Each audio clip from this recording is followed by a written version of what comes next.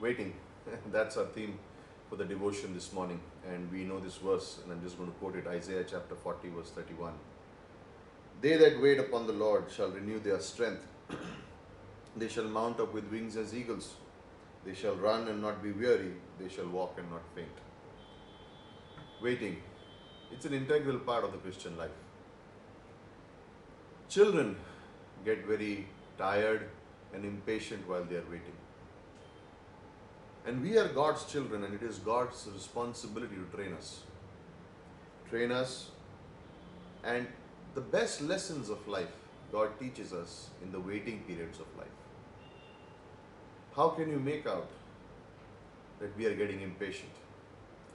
Some characteristics are that we get bored very easily. We answer before thinking.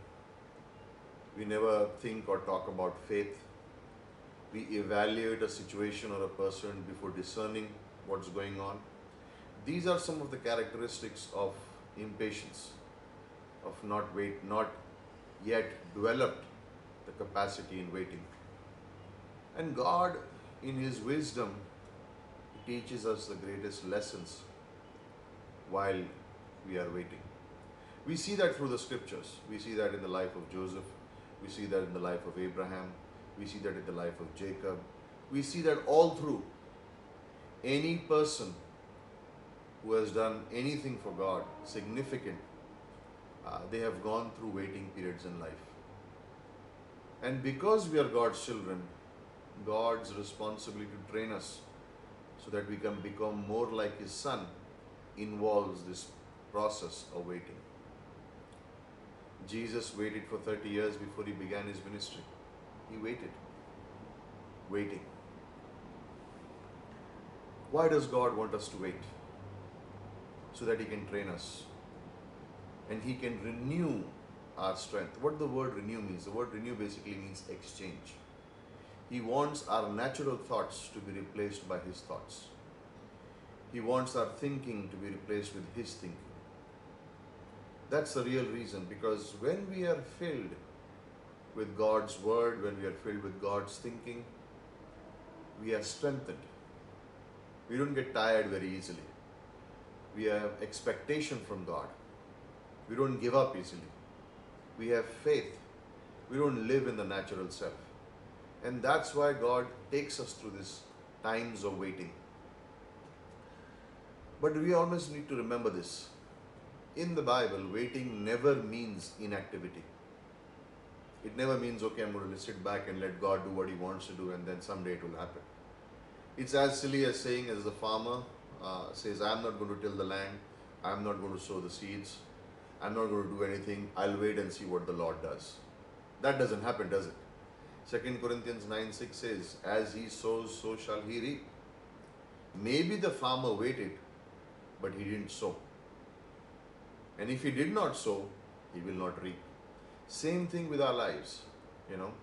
We may be going through situations at our work, at our home, in our personal lives. Things can be happening. And maybe it's taking longer than expected. Maybe God is teaching you to wait. Maybe God is teaching me to wait. That prayer that did not come through. The sickness that did not get healed. The person did not return back. The forgiveness that did not happen. The restoration that is supposed to take place did not happen.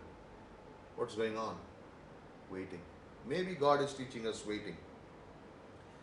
Biblical waiting means this. It means first, a faith and a confidence in the Word of God. That what God has said He will do. It is not based on the response of people or the consequences of the situation. Not based on response of people or consequence of the situation. It's a trust, it's a faith, and it's a confidence in His Word that what God has said He will do. The second aspect of biblical waiting is there is faith in the nature and character of God. We wait upon Him because in those moments when we think about the nature and character of God, our natural thinking is replaced with God's thinking. And when God's thinking comes in, our strength is renewed.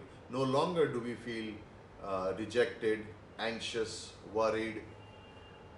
We fail in our confidence. Those things just go away because now our natural thinking, human thinking, is replaced with God's thinking. Faith in His Word, faith in His nature. God strengthens us inwardly in those moments.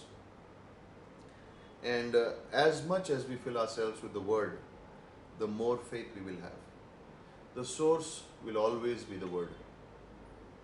The more faith we have, as much as we fill ourselves with the Word, the more confidence in the work of God, the more rest in our soul, the more patient we are in the details of life. And waiting does not become a drudgery, does not become like, oh, I have to wait.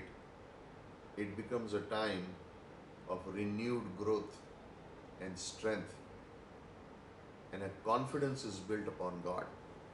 In Psalm 91, he says, the psalmist says, verse 1, "He that dwells in the secret place of the Most High shall abide under the shadow of the Almighty."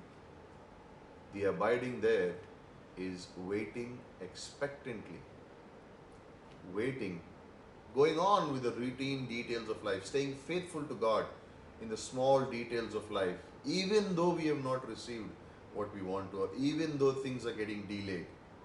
That waiting is waiting expectantly. We do what we are, and then God gives us the rest in our souls. We are not worried anymore. We are not anxious anymore. And we face the days ahead with joy, with strength, and not with weakness. And that's why Isaiah says in verse 31, "They shall mount up with wings as eagles." How much effort does an eagle put in to fly? It soars. It just one or two flaps and it's right up there. When the storm comes, the eagle flies over the storm. It does not go through the storm. We go over. In waiting periods of life, we go over, we go higher, we go closer to God. They will run and not be weary, walk and not faint. We need to be reminded of this promise again and again and again. Trust God. Fill yourself with the Word, and waiting becomes a process of joy. Amen.